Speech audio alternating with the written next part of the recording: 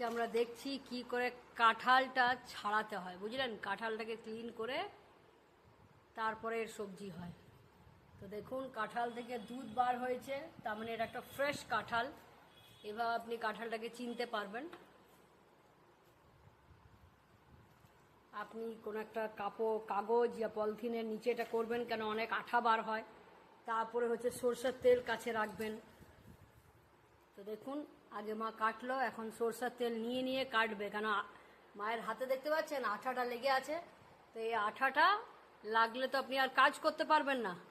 তো ওই কারণে দেখুন বুঠিংয়েও এটা চাকু তাকুতে ভুলে যান, বুঠিংয়েই কাটতে হবে।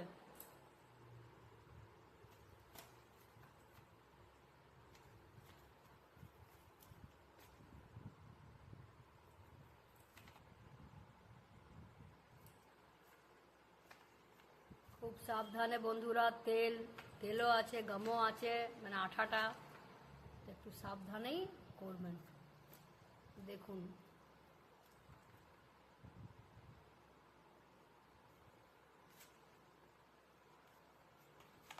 কাঁঠালের সবজি মজা তখনই আসে যখন কাঁঠাল ফ্রেশ হয় যা ভালো হয়। যদি কাঁঠালটা ভালো না হয় তাহলে আপনি কত ভালোই রান্না করুন, রান্নাটা ভালো হবে না। তো কাঁঠালটা ভালো করে, কাঁঠালটা গাটা যেমন গ্রিন হোক, এখানে দেখতে পাচ্ছেন গ্রিন, আর এ পোর্শনটা আমরা রান্না করব, বুঝলেন? তার মানে চখাটাও বার করে দিল, মাঝের যে এই যে পোর্শনটা আছে মাঝে, এটাকেও বার করা হবে। তারপরে এই যে সাইডটা আছে খালি এটা আমরা রান্না করা হবে। আমারও কাম লিখ দিয়েছে।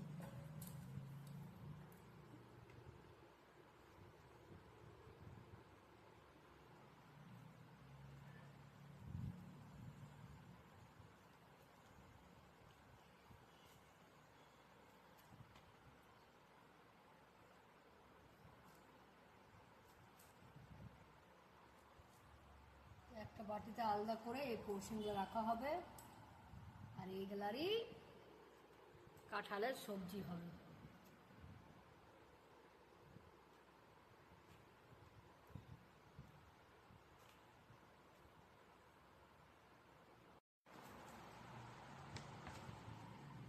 দেখুন কত ফ্রেশ দুধ বার হচ্ছে,